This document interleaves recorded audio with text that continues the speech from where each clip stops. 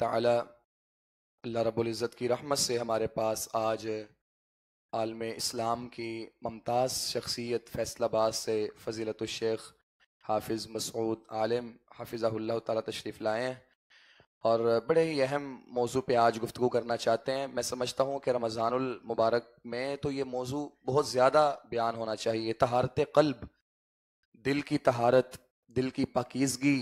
اس حوالے سے اس عنوان پہ ہم سے گفتگو کریں گے، تو میں فضیلت الشیخ حافظ صاحب سے گزارش کروں گا ممبر پہ تشریف لے آئیں اور طہارت قلب کے موضوع پہ ہمارے ساتھ جو ہیں وہ ہم کلام ہوں، اور ان کی گفتگو کے بعد انشاءاللہ العزیز سوال و جواب کی نشست بھی ہوگی۔ بھائی آپ کے پاس صفحات لے کے آئیں گے، تو آپ آداب کو ملحوظ رکھتے ہوئے سوالات ان پہ لکھیں اور بھائیوں تک پہنچائیں۔ انشاءاللہ العزیز جوابات بھی فراہم کیے جائیں گے۔ تو ہم سے ہم کلام ہوتے ہیں فضیلت الشیخ حافظ مسعود عالم حافظہ اللہ تعالی۔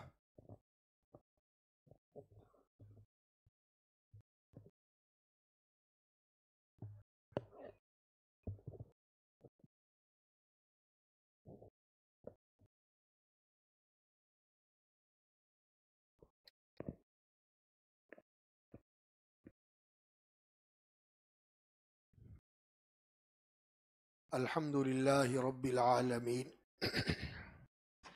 وصلی اللہ وسلم علی اشرف الانبیاء والمرسلین محمد وعلی آلہ واصحابہ ومن تبعہم بإحسان الی یوم الدین۔ اشہد ان لا الہ الا اللہ وحدہ لا شریک لہ واشہد ان محمدا عبدہ ورسولہ وبعد۔ اعوذ باللہ السمیع العلیم من الشیطان الرجیم۔ قال اللہ تبارک و تعالی ونفس وما سواها فألہمها فجورها وتقواها قد افلح من زکاها وقد خاب من دساها۔ وقال عز من قائل قد افلح من تزکا وذكر اسم ربه فصلى بل تؤثرون الحياة الدنيا والآخرة خير وأبقى إن هذا لفي الصحف الأولى صحف إبراهيم وموسى۔ بہت ہی لائق تکریم اور قابل احترام برادران اسلام، حضرات سامعین و حاضرین کرام،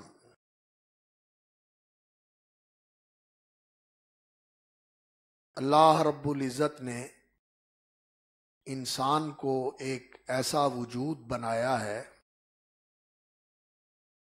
جس کے اندر بہت ساری خوبیاں اور صلاحیتیں اور قابلیتیں اللہ رب العزت نے ودیعت فرمائی ہیں۔ ان خوبیوں سے اور صلاحیتوں سے فائدہ اٹھانے کے لیے یہ ضروری ہوتا ہے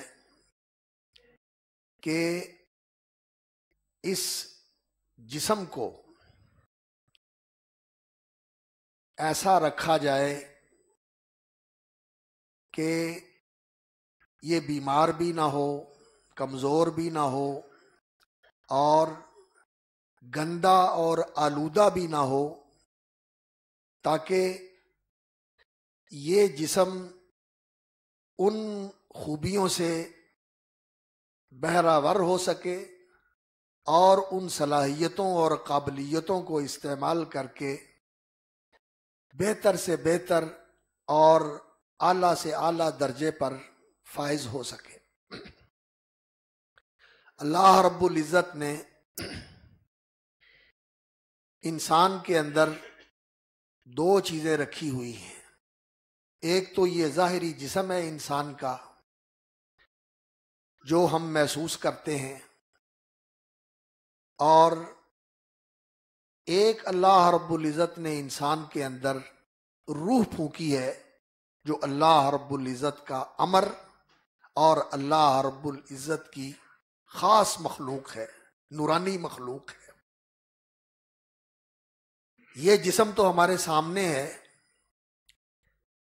دماغ اس کو کنٹرول کرتا ہے، اور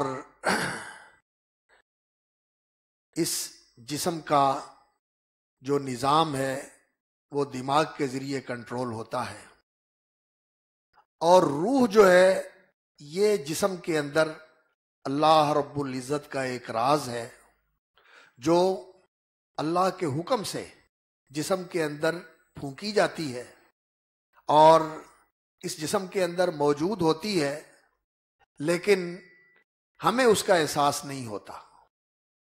وہ اسی طرح اس جسم کے اندر ہوتی ہے جس طرح ہم دیکھتے ہیں کہ بجلی کے تار، ان کے اندر بجلی کی رو ہوتی ہے، یہ جو تاریں ہیں بجلی کی، ان کے اندر کرنٹ ہوتا ہے، بجلی کی رو ہوتی ہے۔ اسی طرح جسم کے اندر اللہ رب العزت کی طرف سے پھونکی ہوئی یہ خصوصی روح موجود ہے، اور یہ بجلی کی رو کی طرح اور تاروں میں آنے والے کرنٹ کی طرح پورے جسم کے اندر کار فرما ہوتی ہے، اور اس کا مرکز اور اس کا مقام جہاں یہ ٹھہرتی ہے وہ اللہ رب العزت نے دل بنایا ہوا ہے، اور یہ دل اور دماغ ان کا جو آپس میں تعلق ہے وہ ایسا ہے کہ پہلے دل کے اندر ایک چیز پیدا ہوتی ہے، چونکہ وہ روح کا مقر ہے، روح کی ٹھہرنے کی جگہ ہے، اور پھر جسم کو یہ دماغ کنٹرول کرتا ہے۔ لوگ عام طور پر یہ سمجھتے ہیں کہ پورے جسم کو دماغ ہی کنٹرول کرتا ہے، لیکن اصل بات یہ ہے کہ دماغ کنٹرول کرتا ہے، لیکن دماغ کو چلانے والی جو قوت ہے وہ روح کی قوت ہے، جس کا مرکز انسان کا دل ہوتا ہے۔ یہ بات قرآن مجید میں تو اللہ رب العزت نے بہت واضح طور پر بیان فرمائی ہے کہ دل جو ہے اس کے اندر عقل کی صلاحیت ہے، سمجھنے کی صلاحیت ہے۔ لہم قلوب لا یفقہون بہا، ان کے دل ہیں جن کے ساتھ وہ سمجھتے نہیں ہیں، اور اسی طرح اللہ رب العزت نے دل کی بینائی کا بھی ذکر فرمایا کہ دل دیکھتا بھی ہے اور دل اندھا بھی ہوتا ہے۔ اور یہ چیز ایک وقت تک تو ایسا تھا کہ لوگ اس کا بالکل اعتبار نہیں کرتے تھے، اور لوگ کہتے تھے کہ دل کا کام تو صرف خون کو پمپ کرنا اور پورے جسم میں اس کی سپلائی کرنا، یہی اس کا کام ہے، اور اس کے علاوہ دل کا اور کوئی فنکشن نہیں ہے، یہ تو ایک ایسا عضو ہے جو خون کی سپلائی کرتا ہے پورے جسم کے اندر۔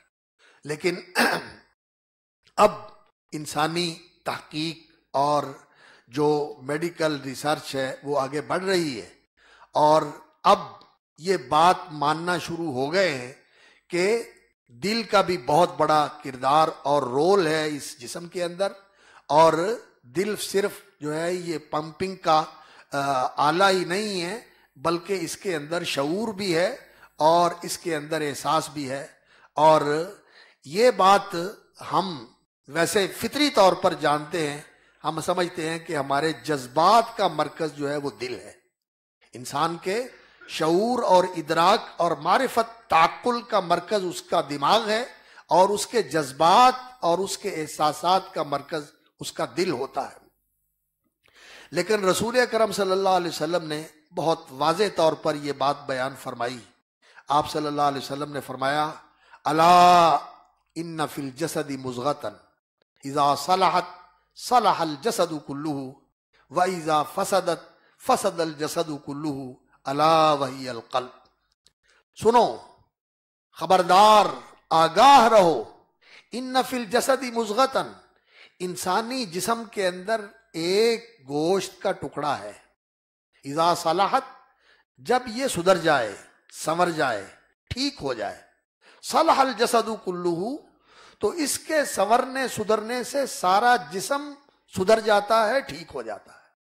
وَإِذَا فَسَدَتْ، اور جب یہ ٹکڑا جسم کے اندر، چھوٹا سا ٹکڑا، یہ بگڑ جائے، یہ بیمار ہو جائے، یہ خراب ہو جائے، یہ فساد کا شکار ہو جائے، فسد الجسد کلہ، پورے کا پورا جسم جو ہے یہ فاسد ہو جاتا ہے، خراب ہو جاتا ہے، ناکارہ ہو جاتا ہے، بگڑ جاتا ہے۔ الا، خبردار رہو، سنو، وہی القلب، یہ ٹکڑا دل ہے۔ دل کا بگاڑ پورے جسم کا بگاڑ، اور دل کا سدھار پورے جسم کا سدھار۔ دل سدھرے تو سارا جسم سدھرتا ہے، اور دل سنور جائے تو پورا جسم سنور جاتا ہے، اور دل بگڑ جائے تو پورا جسم بگڑ جاتا ہے، پورا انسان بگڑ جاتا ہے۔ اس لیے دل کے اوپر شریعت نے بہت توجہ دی ہے، اور جو رسول اکرم صلی اللہ علیہ وسلم کے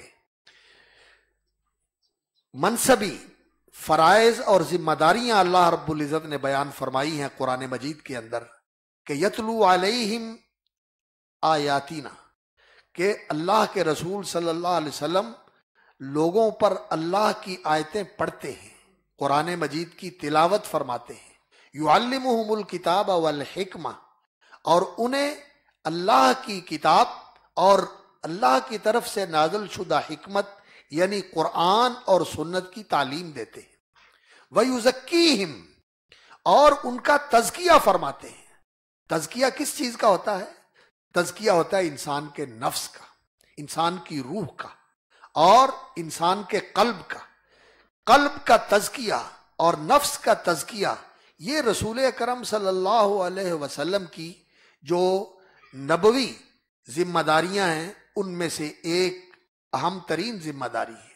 بلکہ معلوم تو یہ ہوتا ہے کہ اللہ رب العزت نے بعض مقامات پر آخر میں اس کا ذکر فرمایا اور بعض جگہ پر پہلے ذکر فرمایا، یہ ظاہر کرنے کے لیے کہ اصل مقصود ہی یہ ہے کہ انسان کا تزکیہ ہو جائے دین کا۔ اذا تلاہا، چاند جب سورج کے پیچھے آتا ہے، والنہار اذا جلاہا واللیل اذا یغشاہا، اور جب دن اس سورج کو ظاہر کر دیتا ہے اور رات جب اس کو ڈھانپ لیتی ہے، اس کے اوپر چھا جاتی ہے۔ والسماء وما بناہا والارض وما طحاہا، اور زمین کی قسم، اور اللہ رب العزت نے جو اس زمین کو بچھا دیا ہے اور اس کو ہموار کر دیا ہے، اور اللہ رب العزت نے اس کو ایک خاص زاویے کے اوپر اس کائنات کے اندر رکھ دیا ہے، اور آسمان کو والسماء وما بناہا، اور آسمان کو اللہ رب العزت نے بنایا ہے کہ وہ پوری کائنات کو محیط ہے۔ ان ساری چیزوں کی، سورج کی، چاند کی، اور دن کی اور رات کی اور زمین اور آسمان کی قسمیں کھا کر اللہ رب العزت نے یہ بات فرمائی، وَنَفْسٍ وَمَا سَوَّاهَا، قسم ہے اس جان کی اور اس اللہ کی جس نے اسے خوب ٹھیک نک سک کے ساتھ درست بنایا ہے، اور اس کے اندر وہ ساری قوتیں اور صلاحیتیں ودیت فرمائی ہیں۔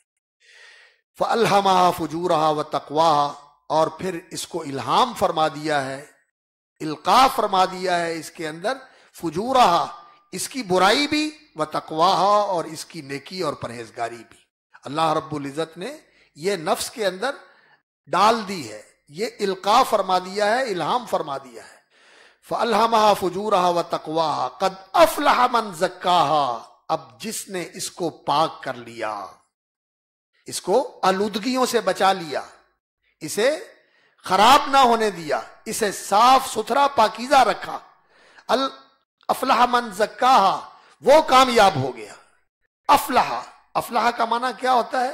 افلح کا معنی یہ ہوتا ہے کہ انسان کا جو مقصود اور مطلوب ہے وہ اسے حاصل ہو جائے، دنیا میں بھی اور آخرت میں بھی، اور جس چیز سے انسان کو نقصان اور خطرے کا اندیشہ ہے اس سے انسان محفوظ ہو جائے، دنیا میں بھی اور آخرت میں بھی۔ یہ معنی ہوتا ہے افلح کا، کہ اسے مقصود مل گیا اور جو چیز اس کے لیے نقصان دہ تھی اس سے وہ بچ گیا۔ کون؟ جس نے اس نفس کا تزکیہ کر لیا۔ تزکیہ نفس اور تزکیہ قلب، کیونکہ قلب جو ہے یہ اس نفس اور اس روح کا مقر اور اس کے ٹھہرنے کی جگہ ہے، وہ یہاں ٹھہری ہوئی ہے، اور یہاں سے پھر وہ پورے جسم کو کنٹرول کرتی ہے، اور یہ جسم کے اندر جو دل ہے یہ اس کا مرکز اور اس کا مقر ہے، اور اس کے ذریعے وہ پورے جسم کے اوپر اثر انداز ہوتی ہے۔ تو اس دل کی پاکیزگی یہ پورے جسم کی پاکیزگی کا ذریعہ بنتی ہے، اور اس دل کی ناپاکی پورے جسم کو ناپاک بنا دیتی ہے۔ اور وہ کون سی چیزیں ہیں جو اس دل کو آلودہ اور ناپاک بناتی ہیں، یہ ہمارے جاننے کی چیز ہے، جس کے متعلق میں کچھ باتیں آپ کے سامنے عرض کرنا چاہتا ہوں۔ سب سے پہلی چیز جو اس دل کو ناپاک کرنے والی ہے اور اس روح کو آلودہ کرنے والی ہے، وہ یہ ہے کہ انسان اس کائنات کے خالق و مالک اور انسانوں کے پروردگار، جو ان کا رب اور پالنہار ہے، جو ان کا مالک اور ان کا آقا ہے، اس سے انسان قطعی طور پر بے خبر ہو۔ انسان اس کے بارے میں جانتا ہی کوئی نہیں، اور اسے مانتا ہی نہیں ہے، اور اسے تسلیم ہی نہیں کرتا۔ وہ اس دنیا کو یہ سمجھتا ہے کہ یہ سب کچھ خود بخود وجود میں آ گیا ہے، اور یہ خود بخود ہی چلی جا رہا ہے، یہ خود بخود ہی چلے جا رہا ہے سب کچھ، اس کے پیچھے کوئی بنانے والا نہیں ہے، اس کے پیچھے کوئی چلانے والا نہیں ہے، یہ خود ہی بخود سب کچھ وجود میں آ گیا ہے۔ یہ الحاد اور یہ دہریت، یہ انکار خدا، یہ اللہ رب العزت کی ہستی کا انکار، یہ اگرچہ معاشرے کے اندر ایسے لوگ تھوڑے ہیں لیکن موجود ہیں۔ اور آج کل تو جو لوگ یہ سمجھتے ہیں کہ ہم تو صرف اسی چیز کو مانتے ہیں جس کو ہم محسوس کریں یا جو ہماری عقل دریافت کرے، تو صرف اسی چیز کو تسلیم کرتے ہیں، تو کہتے ہیں ہمیں تو کہیں خدا نظر نہیں آتا۔ دہریت، الحاد اور کمیونزم اور اس طرح کے جو نظریات ہیں زندگی کے، جن کے اوپر زندگی چل رہی ہے، ان میں کسی خدا کا وجود نہیں ہے، اور کوئی ہستی نہیں ہے جو اس کائنات کو پیدا کر کے اس کو چلانے والی ہے، اور جس کے سامنے یہ کائنات بالکل مطیع اور فرما بردار ہے، ایسا کوئی وجود نہیں ہے۔ بلکہ یہ مختلف قوتیں ہیں جو ایک طریقے سے چلی جا رہی ہیں، جب تک یہ چلتی رہیں گی، اور کسی وقت یہ ختم بھی ہو سکتی ہیں، کوئی اور بھی صورت پیدا ہو سکتی ہے۔ تو یہ الحاد اور دہریت اور یہ انکار خدا، یہ سب سے بڑی گندگی اور سب سے بڑی غلاظت اور سب سے بڑی نجاست ہے، جو کسی دل کو آلودہ کرتی ہے اور کسی روح کو ناپاک کرتی ہے۔ اور اس گندگی کے ساتھ جو جسم آلودہ ہو جاتا ہے وہ ناپاک ہوتا ہے، وہ ناپاک ہوتا ہے۔ اللہ اکبر۔ اور یہ بھی شرک کی ایک صورت ہے، یہ بھی شرک کی ایک صورت ہے، اور یہ ایسا نامعقول شرک ہے کہ عدم، یعنی کسی چیز کا بالکل نہ ہونا، جو کچھ ہے ہی نہیں، جس کا وجود ہی نہیں، جو معدوم اور لا شے ہے، اس لا شے کو انہوں نے خدا بنا دیا۔ انہوں نے اس ناچیز کو، لا شے کو، عدم محض کو خدا بنا دیا، یعنی ایک چیز جس کا وجود ہی نہیں ہے انہوں نے اس کو خدا بنایا ہوا ہے، اور کہتے ہیں کہ اس کے ساتھ یہ سارا کچھ چل رہا ہے۔ تو یہ بھی شرک کی بدترین قسم ہے، اور یہ اس دل کی آلودگی کا بہت غلیظ سبب ہے جس سے یہ دل ناپاک ہو جاتا ہے۔ اللہ رب العزت اس سے انسان کو محفوظ رکھے۔ وَمَن يَكْفُرْ بِالْإِيمَانِ فَقَدْ حَبِطَ عَمَلُهُ، جو ایمان کا انکار کرے، اللہ رب العزت کی ہستی کو نہ مانے، وہ اس کے عمل سب برباد ہوتے ہیں۔ وہ نیکیاں کرتا بھی رہے، اس کی نیکیوں کا کوئی فائدہ نہیں ہوتا۔ سب سے بڑی نیکی جو ہے وہ ایمان کی نیکی ہے، سب سے بڑی نیکی ایمان کی نیکی ہے، اور ایمان سے انسان محروم ہو تو پھر اس کی کوئی نیکی بھی قابل قبول نہیں ہوتی۔ بندوں کو روزی دینے والا، لیکن اس کے ساتھ اس کائنات کے اندر اور ایسی ہستیاں بھی ہیں جو اسی نے بنائی ہوئی ہیں، اور اس نے ان کو اختیارات دیے ہوئے ہیں، ان کو کچھ شعبے سونپے ہوئے ہیں اور کچھ علاقے دیے ہوئے ہیں، جن کا کنٹرول اور انتظام وہ چلاتے ہیں اللہ کے عطا کرنے سے، اللہ کے دینے سے۔ اللہ نے ان کو یہ چیز عطا کی ہوئی ہے، یہ بخشی ہوئی ہے، یہ نگریاں اللہ رب العزت نے بانٹی ہوئی ہیں. یہ نگری فلاں کی نگری ہے، اور وہ نگری ملتان کی نگری فلاں کی نگری ہے، لاہور کی نگری فلاں کی ہے، اجمیر کی نگری فلاں کی ہے، اور کیا نام ہے اس کا، پاک پٹن کی نگری جو ہے وہ فلاں کی ہے. یہ نگریاں اللہ نے تقسیم کی ہوئی ہیں، اللہ کو مانتے ہیں. اور اکثریت انسانوں کی ایسی ہے.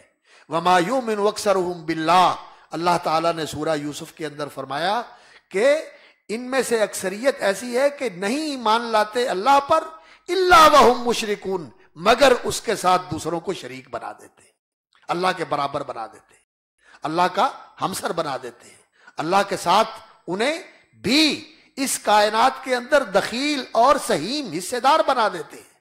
کہتے ہیں کہ ان کی بھی مرضی چلتی ہے، ان کا بھی اختیار چلتا ہے، یہ اللہ کے بنائے ہوئے ہیں. یہ اللہ تو نہیں ہے لیکن اللہ سے جدا بھی نہیں ہے، یہ اس کے بنائے ہوئے ہیں. یہ شرک، اللہ کے ساتھ اوروں کو اللہ رب العزت کا ہمسر اور برابر بنا دینا، اور اس کائنات کے اندر حصے دار اور شریک بنا دینا، اور ان کی طرف رجوع کرنا مانگنے کے لیے، لینے کے لیے کہ یہ اللہ اور بندے کے درمیان رابطہ ہے. یہ گندگی وہ گندگی ہے جس کے بارے میں اللہ رب العزت نے فرمایا وَالرُّجْزَ فَهْجُرْ، اس گندگی کو چھوڑ دیں، اس سے اپنے آپ کو بچا لے. فَاجْتَنِبُوا الرِّجْسَ مِنَ الْأَوْثَانِ وَاجْتَنِبُوا قَوْلَ الزُّورِ، فرمایا بتوں کی گندگی سے بچو. یہ گندگی انسان کو ایسا ناپاک بناتی ہے کہ اِنَّمَا الْمُشْرِكُونَ نَجَسٌ، مشرک جو ہیں وہ نجس غلیظ، جس طرح ناپاک چیز ہوتی ہے جس سے انسان کو گھن آتی ہے، مشرک بھی ایسا ناپاک وجود ہوتا ہے. اِنَّمَا الْمُشْرِكُونَ نَجَسٌ، جو بے دین ہے، ملحد ہے، دہریہ ہے، اللہ کو مانتا ہی نہیں، اس نے شرک کیا ہے ایک عدم، ناچیز، جو بالکل نتھنگ، کچھ بھی نہیں ہے، اس کو خدا بنایا ہوا ہے، عدم کو خدا بنایا ہوا ہے. وہ بھی مشرک ہے، اور وہ پرلے درجے کا احمق مشرک ہے. اور یہ جس نے اللہ کی مخلوق میں سے کسی کو خدا کا برابر بنا دیا ہے، اور اللہ کے ساتھ اس کو اس کا ہمسر بنا دیا ہے، اور اس سے مانگتا بھی ہے جس طرح اللہ سے مانگتا ہے، بلکہ اللہ سے بڑھ کر ان سے مانگتا ہے، اور ان سے امیدیں بھی رکھتا ہے، اور ان سے ڈرتا بھی ہے، یہ بھی مشرک ہے. اور اکثریت انسانوں کی ایسے ہی ہے. اور اللہ تعالیٰ نے جو قرآن مجید میں نبیوں کی تاریخ بیان فرمائی ہے، اس سے یہی معلوم ہوتا ہے کہ انسانوں کے اندر اکثر وقوع میں آنے والا اور اکثر لوگوں کے اندر پایا جانے والا یہی گناہ ہے جس کے اندر لوگ مبتلا ہوتے ہیں. کان اکثرہم مشرکین، فرمایا زمین میں پھر کے دیکھو، جو تباہ ہوئی ہیں زمین علاقے اور قومیں، اور جن سرزمینوں پہ اللہ کا عذاب آیا ہے، وہاں کے رہنے والے اکثر اللہ کے ساتھ شرک کرنے والے تھے، اکثر اللہ کے ساتھ شرک کرنے والے تھے. تو یہ دوسری گندگی جو اس جسم کو ناپاک بنا دیتی ہے اور دل کو بالکل نجس بنا دیتی ہے، وہ شرک ہے. شرک کی گندگی سے بچو. اللہ کہتے ہیں وَالرُّجْزَ فَاجُرْ، اس گندگی کو چھوڑ دو، اس سے دور ہو جاؤ. فَاجْتَنِبُوا الرِّجْسَ مِنَ الْأَوْثَانِ وَاجْتَنِبُوا قَوْلَ الزُّورِ، بتوں کی گندگی سے بچو. اور یہ بت پتھر کے بھی لوگوں نے بنائے ہوتے ہیں، اور یہ بت لوگوں نے تصورات میں بھی بنائے ہوتے ہیں، یہ لوگوں نے دلوں میں بھی سجائے ہوتے ہیں. اور یہ مختلف رنگوں کے اندر لوگ ان بتوں کی پرستش کرتے ہیں، جن کو لوگوں نے اپنے ذہن میں بٹھایا ہوا ہوتا ہے. یہ سب ان کے تراشیدہ بت ہیں جن کی اللہ رب العزت کے ہاں کوئی حیثیت نہیں ہے. اللہ رب العزت ایک ہے، نہ اس کی ذات میں کوئی اس کے ساتھ شریک ہے، نہ اس کی صفات میں کوئی اس کے ساتھ شریک ہے، نہ اس کے افعال میں کوئی اس کے ساتھ شریک ہے، اور نہ اس کے حقوق میں کوئی اس کے ساتھ شریک ہے. اور تیسری چیز جو انسانی دل کو آلودہ اور ناپاک بنا دیتی ہے وہ ہے نفاق. نمبر 1 آپ نے کیا چیز سنی؟ کفر، اللہ کا انکار کر دینا. نمبر 2 اللہ کو ماننا اور اس کے ساتھ اوروں کو شریک بنا دینا، شرک. نمبر 3 گندگی اور غلاظت اور ناپاکی جو انسان کے جسم کو اور اس کے دل کو ناپاک کرنے والی ہے وہ نفاق ہے. کھوٹ نفاق. نفاق کیا ہوتا ہے؟ نفاق یہ ہوتا ہے کہ انسان باہر سے کچھ ہو اور اندر سے کچھ ہو. انسان کے ظاہر و باطن کا فرق اور اختلاف ہو. ظاہر میں وہ کچھ دکھائی دے اور اندر سے وہ کچھ دکھائی دے. اور یہ دو طرح کا ہوتا ہے. ایک نفاق ہوتا ہے عقیدے کا اور ایک نفاق ہوتا ہے عمل کا. جو عقیدے کا نفاق ہے یہ بہت بڑی گندگی ہے.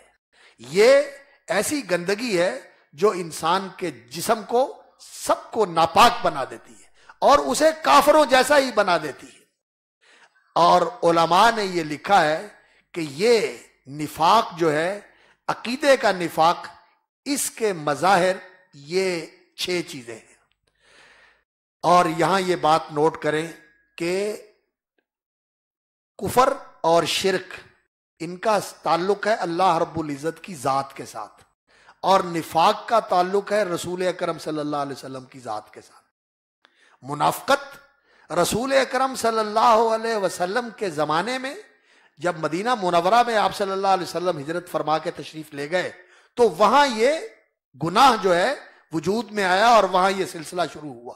یہودیوں میں سے بھی منافق پیدا ہوئے اور عرب کے مشرکین میں سے بھی منافق پیدا ہوئے. تو یہ جو عقیدے کا نفاق ہے اس کی علماء نے وضاحت فرمائی ہے. وہ کہتے ہیں تکذیب الرسول صلی اللہ علیہ وسلم و تکذیب ما جاء به الرسول صلی اللہ علیہ وسلم. عقیدے کا نفاق یہ ہوتا ہے کہ اللہ کے رسول کو سچا نہ مانا جائے، اللہ کے رسول کی تصدیق نہ کی جائے، نبی صلی اللہ علیہ وسلم کو سمجھا جائے. ایسی باتیں ہیں. فلسفیوں کے اندر ایسے لوگ ہیں فلاسفر جو کہتے ہیں کہ یہ باتیں کوئی اللہ کی طرف سے نہیں ہیں، بس یہ لوگوں کو سمجھانے کے لیے اور ان کو درست کرنے کے لیے کہی گئی ہیں، باقی ان کی حقیقت کوئی نہیں.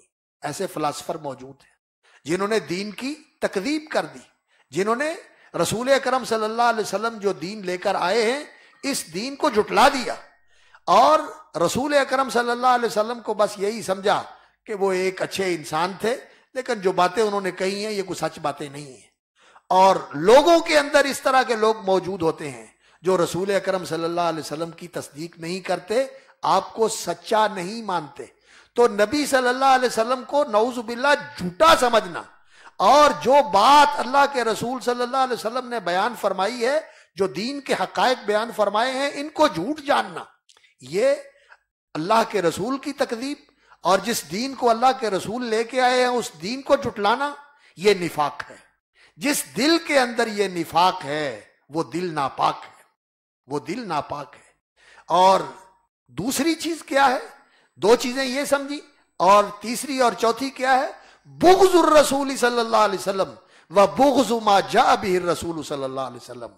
اللہ کے رسول سے بغض رکھنا، محبت کی بجائے بغض رکھنا.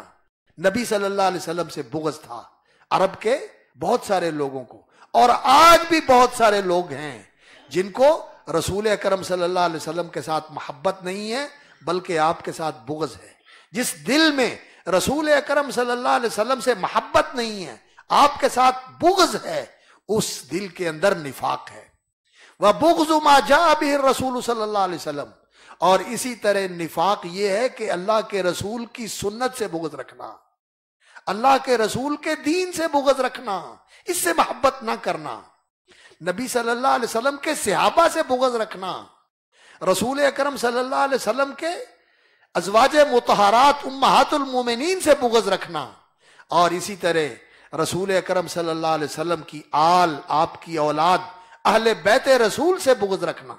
یہ جو نبی صلی اللہ علیہ وسلم کے ساتھ چیزیں تعلق رکھنے والی ہیں ان سے بغض رکھنا، یہ اللہ کے رسول کے ساتھ بغض رکھنا، یہ منافقت ہے اور یہ اعتقادی نفاق ہے، اور یہ انسان کو دین سے خارج کر دینے والی چیز ہے.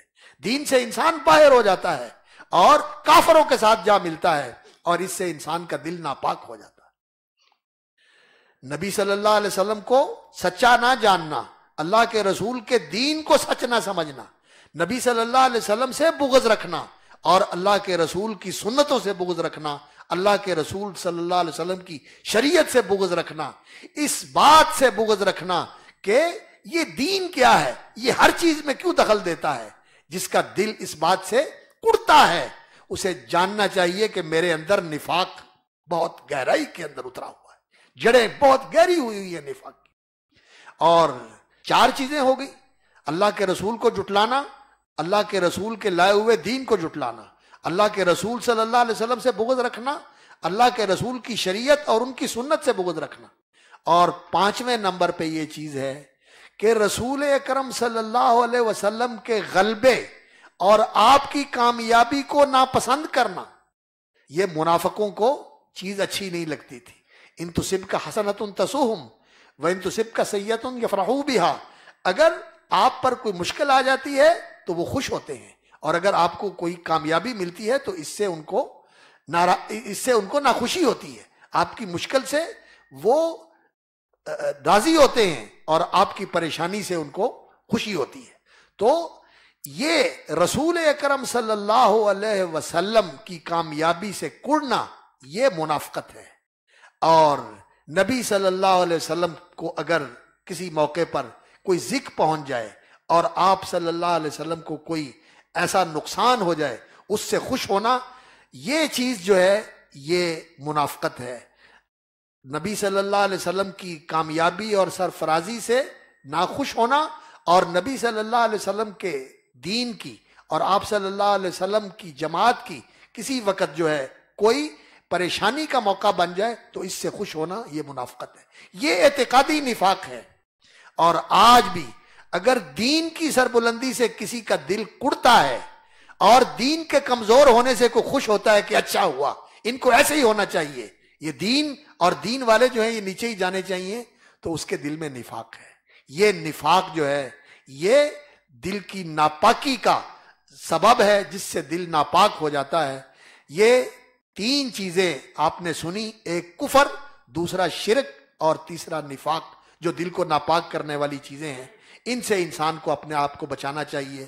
انسان اپنے آپ کو کفر سے بچائے، ایمان لے کے آئے، شرک سے بچائے، سچا موحد بنے، اور نفاق سے بچائے، مخلص مومن بنے. مخلص مومن بنے. اور ایک عملی نفاق ہوتا ہے، اور وہ عملی نفاق اس اعتقادی نفاق کا ذریعہ بنتا ہے. وہ عملی منافقت کیا ہے وہ آپ جانتے ہیں. نبی صلی اللہ علیہ وسلم نے فرمایا جب بات کرے تو جھوٹ بولے، جب وعدہ کرے تو وعدہ خلافی کرے، جب معاہدہ کرے تو اس معاہدے کا پاس نہ کرے، اور جب اس کے پاس امانت کوئی ہو تو اس میں خیانت کرے، اور جب کسی کے ساتھ اس کا جھگڑا ہو جائے تو پھر اس کے خلاف ہر کام کرنے کے لیے وہ تیار ہو، غلط اور صحیح، جائز اور ناجائز کی پرواہ کیے بغیر مخالفت میں آ کے ہر قسم کی حدیں پار کر جائے. یہ آدمی عملی منافق ہوتا ہے. اور یہ عملی نفاق جو ہے اعتقادی نفاق کا ذریعہ بنتا ہے، اور اعتقادی نفاق رکھنے والا اس کے اندر یہ عملی صفات بھی موجود ہوتی ہیں. اور اس کے بعد جو چیز انسان کے دل کو ناپاک اور آلودہ کرتی ہے وہ اللہ اکبر، وہ یہ ہے کہ انسان کے اندر کبر ہو، بڑا پن، کہ انسان اپنی حیثیت سے بڑھ کر اپنے آپ کو سمجھے. انسان عاجز ہے، اللہ کا محتاج ہے، اللہ کے سامنے نیچ اور ہیچ ہے. عظمت اور کبریائی اللہ کے لیے ہے. انسان کے لیے کیا ہے؟ اللہ کے سامنے بچھ جانا، اللہ کے سامنے جھک جانا، اللہ کے سامنے سر بسجود ہو جانا. اور اگر انسان کے دل میں کبر ہے، نخوت ہے، بڑائی ہے، تو یہ چیز ایسی ہے جو انسان کے دل کو ناپاک کر دیتی ہے، اور یہ ایسی ناپاکی ہے جو انسان کو جنت میں جانے سے مانے. نبی صلی اللہ علیہ وسلم نے فرمایا جس شخص کے دل میں رائی کے دانے کے برابر بھی کبر ہے، رائی کے دانے کے برابر بھی جس دل کے اندر کبر ہے، وہ جنت میں نہیں جائے گا. یہ ناپاک وجود جنت میں نہیں جا سکتا. کبر. ایک آدمی نے پوچھا یا رسول اللہ، انسان کو یہ اچھا لگتا ہے کہ اس کے کپڑے بھی صاف ستھرے ہوں، اس کا جوتا بھی اچھا ہو، اس کا لباس خوبصورت ہو، دلکش ہو، تو کیا یہ کبر میں آتا ہے؟ فرمایا نہیں، یہ کبر نہیں ہے. اللہ خوبصورت ہے، خوبصورتی کو اللہ پسند فرماتے ہیں. اجلے ستھرے کپڑے پہننا، اچھا لباس زیب تن کرنا، یہ بری بات نہیں ہے. کبر کیا ہوتا ہے؟ الکبر فرمایا بطرُ الحق وغمط الناس، کبر یہ ہوتا ہے کہ انسان کے سامنے حق آ جائے پھر کہے میں نہیں مانتا، میں نہیں مانتا، حق کو واضح ہو جانے کے بعد ٹھکرا دے، حق کو نہ مانے، حق کے سامنے اکڑ جائے، وغمط الناس، اور لوگوں کو حقیر سمجھے۔ یہ کیا ہے؟ یہ اس کی کیا حیثیت ہے؟ میں بڑی چیز ہوں۔ اپنے اندر گھمنڈ میں ہونا، غرور میں ہونا، نخوت میں ہونا، اور لوگوں کو کمتر اور نیچ اور حقیر سمجھنا، یہ کبر ہے۔ یہ کبر میرے بھائیوں وہ چیز ہے، جب انسان کے دل کے اندر یہ آ جاتا ہے کبر، تو انسان کے دل کو ناپاک کر دیتا ہے، اور ایسا ناپاک وجود جنت کے اندر نہیں جائے گا۔ اور اللہ رب العزت فرماتے ہیں کہ کبر، بڑا ہونا، عظمت اور کبریائی یہ اللہ کا لباس ہے، اور جو اسے اپنے اوپر لینے کی کوشش کرتا ہے اللہ رب العزت اسے جہنم کے اندر ڈال دیں گے، اللہ تعالیٰ اسے جہنم کے اندر ڈال دیں گے۔ تو کبریائی، بڑائی اللہ کے لیے ہے، انسان کے لیے یہ ہے کہ انسان اللہ کے سامنے نیچ ہو جائے، ہیچ ہو جائے، بچ جائے، اپنے آپ کو اللہ کے سامنے مٹا دے کہ میں تیرے سامنے کچھ بھی نہیں ہوں، اور حقیقت بھی یہی ہے۔ تو کبر یہ دل کو ناپاک کرنے والی ایک بہت ہی ایسی بری چیز ہے جو انسان کے دل کو ناپاک بنا دیتی ہے، اور جنت میں جانے کے اندر یہ مانے ہوگی۔ اگر ذرہ برابر بھی کبر ہے دل کے اندر تو وہ شخص جنت میں نہیں جائے گا، بلکہ اللہ تعالیٰ اسے جہنم کے اندر پھینک دے۔ اور دوسری چیز جو بہت ہی دل کو ناپاک بنانے والی ہے وہ حسد ہے۔ حسد کیا ہوتا ہے کہ لوگوں کو جو اللہ کی طرف سے نعمت ملی ہے، کسی کو کوئی اللہ رب العزت نے خوشی نصیب فرما دی ہے، اس کے اندر جلنا اور یہ کہنا کہ اس کو کیوں ملا ہے، اسے نہیں ملنا چاہیے تھا، اسے نہیں ملنا چاہیے تھا، کیوں اس کو ملا ہے۔ اصل میں یہ حسد جو ہے یہ بھی اسی کبر کا ہی نتیجہ ہوتا ہے۔ وہ سمجھتا ہے بڑا تو میں ہوں، ملنا تو مجھے چاہیے تھا، اس کو کیوں مل گیا ہے، اسے نہیں ملنا چاہیے، اس کے پاس سے ضائع ہو جائے، اور جس نے دیا ہے اس نے بھی صحیح نہیں کیا کہ مجھے چھوڑ کر اس کو دے دیا۔ یہ حسد جو ہے یہ کبر کی وجہ سے ہی پیدا ہوتا ہے، اور یہ حسد جو ہے وہ چیز ہے، رسول اکرم صلی اللہ علیہ وسلم نے فرمایا ایاکم والحسد، لوگو حسد سے بچو۔ لوگوں کو جو اللہ نے دیا ہوا ہے اسے دیکھ کر ماشاء اللہ تبارک اللہ پڑھ کے کہنا چاہیے اللہ اس کو نصیب کرے، اور آپ کے دل میں آتا ہے اللہ مجھے بھی دے، تو کہیں یا اللہ تو نے اس کو دیا مجھے بھی دے دے، اس کا سلامت رہے، اس کو مبارک بنا، اور میرے مالک مجھے بھی عطا فرما دے۔ اللہ تعالیٰ سے اپنے لیے مانگے، یہ ٹھیک ہے، اس پہ رشک کر کے اس کی نعمت کی بقا اور برکت کی دعا دے کے اپنے لیے اللہ سے سوال کرے، اس میں کوئی حرج نہیں، رشک والی بات صحیح ہے۔ لیکن یہ کہنا کہ مجھے ملے نہ ملے اس کے پاس نہیں رہنا چاہیے، حسد جو ہے وہ ایسا ہی ہو جاتا ہے۔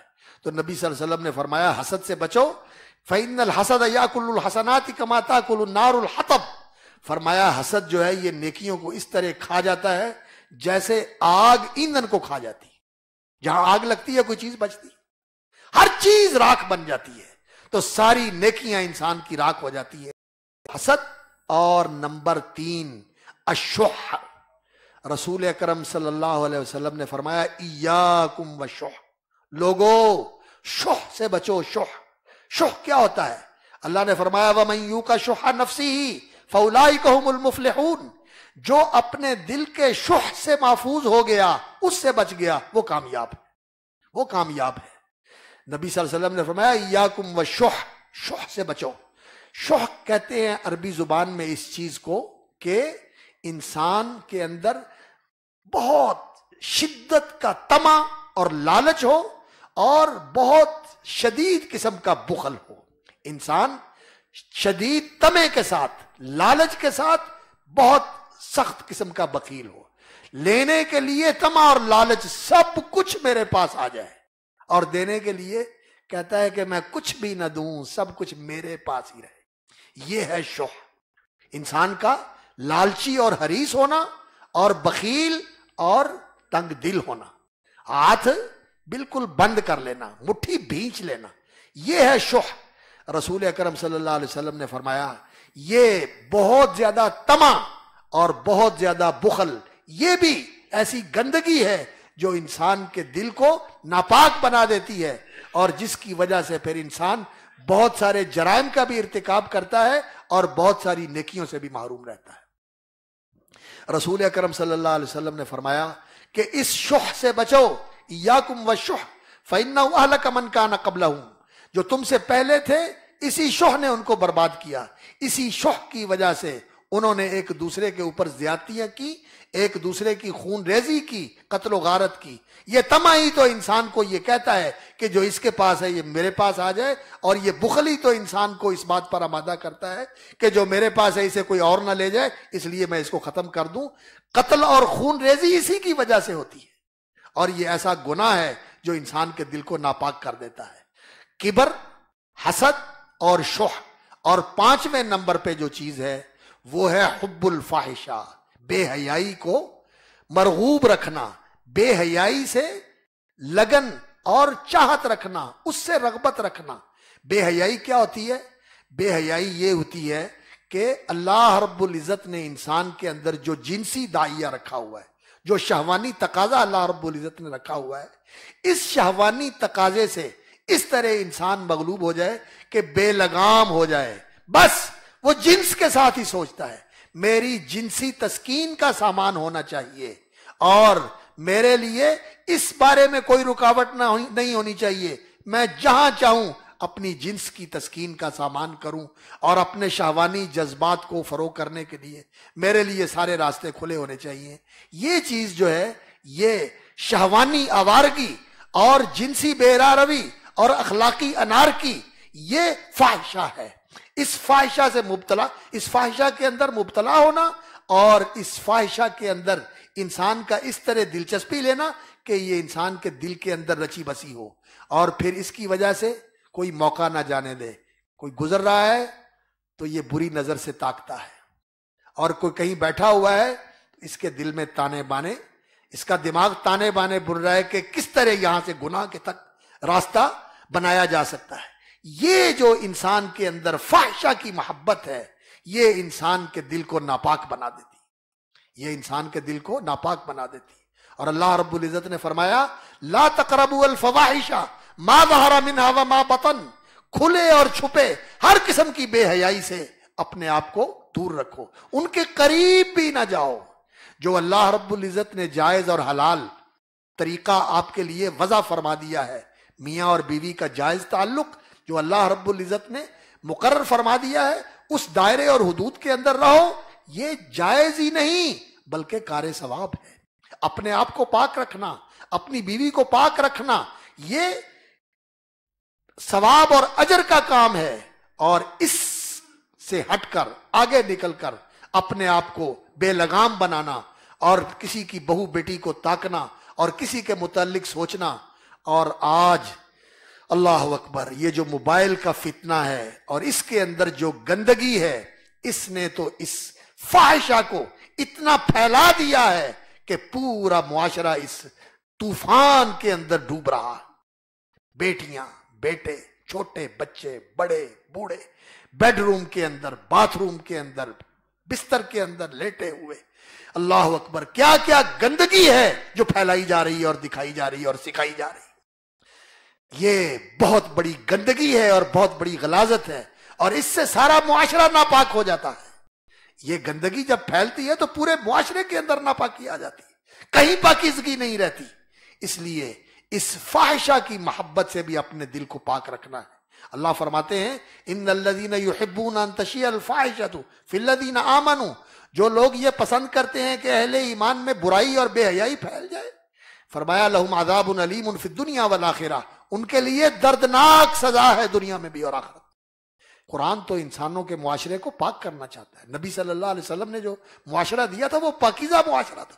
گناہ ہو جاتا ہے انسان سے، لیکن جس سے گناہ ہوا، اللہ اکبر، وہ اپنے گناہ پہ ایسا شرمسار ہوا کہ معاذ رضی اللہ تعالیٰ عنہ سے گناہ ہو گیا، انہوں نے بھی آ کے اپنے آپ کو پیش کر دیا کہ مجھے پاک کر دو، یہ گندگی مجھ سے دھو ڈالو۔ ایک خاتون غامدیہ سے بھی گناہ ہو گیا، اس نے بھی لا کے اپنے آپ کو نبی صلی اللہ علیہ وسلم کے حضور پیش کر دیا کہ یا رسول اللہ مجھے اس گندگی سے پاک کر دیں، میں اس گندگی سے لتھڑ گئی، میں اس سے آلودہ ہو گئی، آپ مجھے پاک کر دیں۔ دونوں کو سزا دی گئی۔ اور پھر نبی صلی اللہ علیہ وسلم نے اس غامدیہ کے متعلق فرمایا کہ اس نے ایسی توبہ کی ہے کہ اگر پورے مدینے پہ تقسیم کر دی جائے تو سارے مدینے کی توبہ قبول ہو جائے۔ تو اس معاشرے کو ایسا پاکیزہ بنایا تھا رسول اکرم صلی اللہ علیہ وسلم کی تعلیم نے۔ تو یہ چیزیں ہیں، کبر اور حسد اور شح اور حب الفاحشہ، ان برے اخلاق سے اپنے دل کو پاک رکھنا ہے۔ اور جس نے عقیدے کی ان برائیوں اور گندگیوں سے اپنے آپ کو پاک کر لیا اور اخلاق کی ان گندگیوں اور برائیوں سے اپنے آپ کو پاک کر لیا، قد افلح من زکاہا، وہ کامیاب ہو گیا۔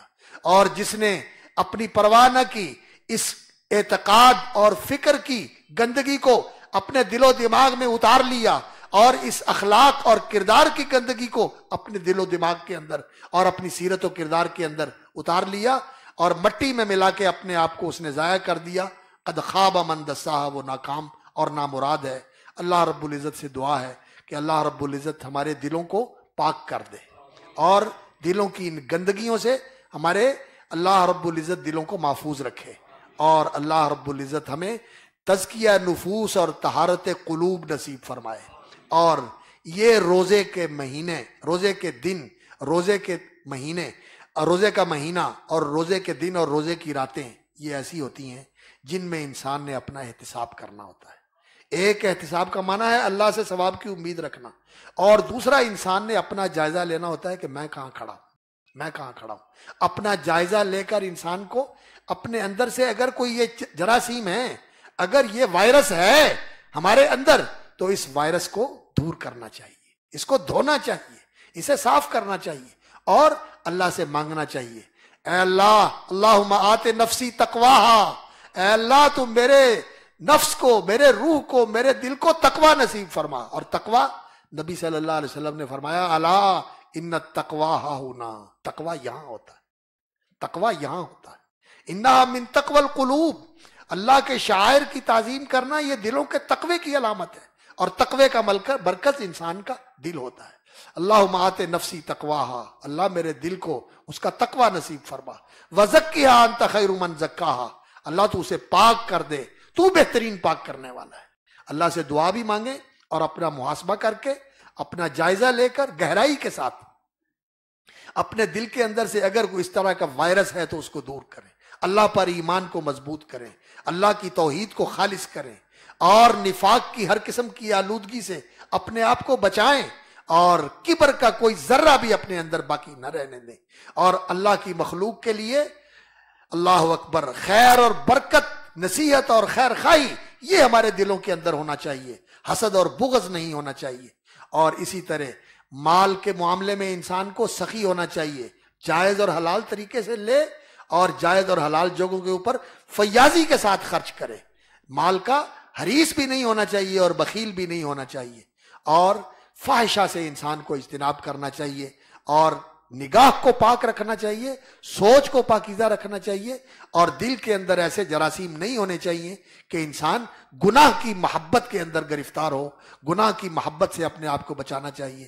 اللہ رب العزت ہمیں ایسے ہی پاک بازوں، پاک دل اور پاک نگاہ لوگوں میں شامل فرمائے، جن کی نگاہ بھی پاک ہو، جن کی سوچ بھی پاک ہو، جن کا دل بھی پاک ہو، جن کی روح بھی پاکیزہ ہو، اور اللہ تعالی ہمارے بدن کو بھی پاکیزہ کر دے۔ اور کوشش کرنی چاہیے انسان کو کہ انسان اپنے جسم کو بھی پاک رکھے، اور جسم کو پاک رکھنا، جب انسان کو نہانے کی ضرورت ہو اس کے بعد جلدی نہا لینا چاہیے، اور باوضو رہنا چاہیے۔ اور باوضو رہنا یہ نبی صلی اللہ علیہ وسلم نے فرمایا ایسی چیز ہے جو ایمان کی علامت ہے، لن یحافظ علی الوضوء الا مومن، مومن آدمی ہی باوضو رہتا ہے۔ تو دل کی پاکیزگی اور بدن کی پاکیزگی اور جسم کی پاکیزگی، اس کا اہتمام کرنا چاہیے۔ اللہ تعالیٰ مجھے اور آپ کو توفیق عطا فرمائے۔ سبحان ربک رب العزت عما یصفون وسلام علی المرسلین والحمد للہ رب العالمین۔